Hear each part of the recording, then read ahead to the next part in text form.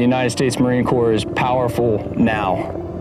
We don't wait for combat to happen, we try to prevent it by being forward deployed. And in this future fight, forward deploying means forward deployed with our joint partners. Now, we're getting a lot out of that here, and we're better because of it, and we're more combat ready. So the overall mission in Northern Edge is very aviation-centric. It's a joint exercise. But it was an opportunity for us as the Marine Corps to get into the joint exercise as a ground combat element. And as soon as we found out that we had aviation elements and logistics elements participating, the Marine Corps made the decision to create a special purpose MAGTF. We've integrated with Exercise Northern Edge as an inside force for a near-peer fight that's being exercised mainly in the air and commanded and controlled by a joint task force.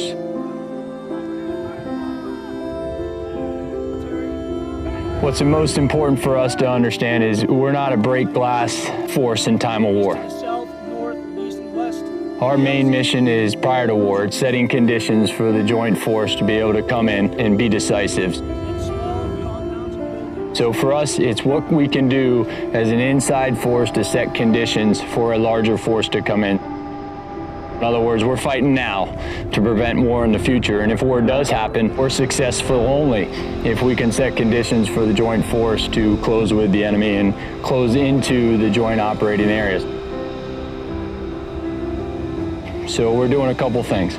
Some of our mission essential tasks are, number one, seas and airfield. Allow us to bring in follow-on forces, joint aircraft, and do a forward arming and refueling, FARPs.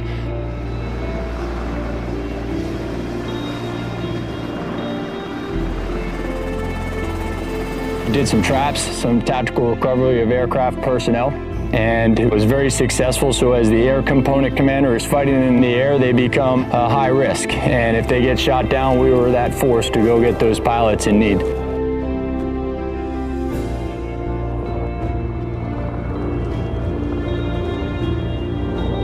And three, we're going to do a long-range HIMARS raid, commanded and controlled here in Fairbanks, and all certainly non-live fire for that, but something that's extremely important, and it's challenging our operational reach and something that we haven't done in a long time, if ever.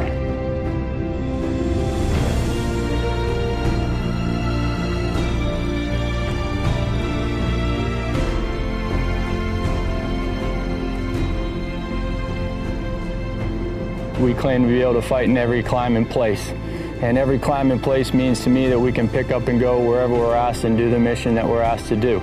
And part of compositing a special purpose MAGTF up here in Alaska is diversifying training, number one, but it's also to actually be able to answer that call of any climb and place. And that requires us to do things in different locations, under different conditions, busting through different obstacles. And quite frankly, we're getting plenty of that training up here, and there's plenty of obstacles to bust.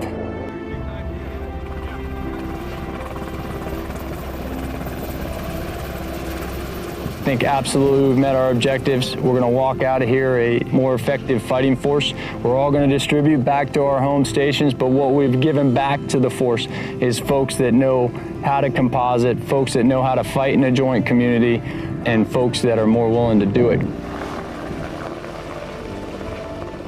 The world isn't a United States Marine Corps fight. It'll be a joint fight. And so we better be gung-ho. We better move together as one.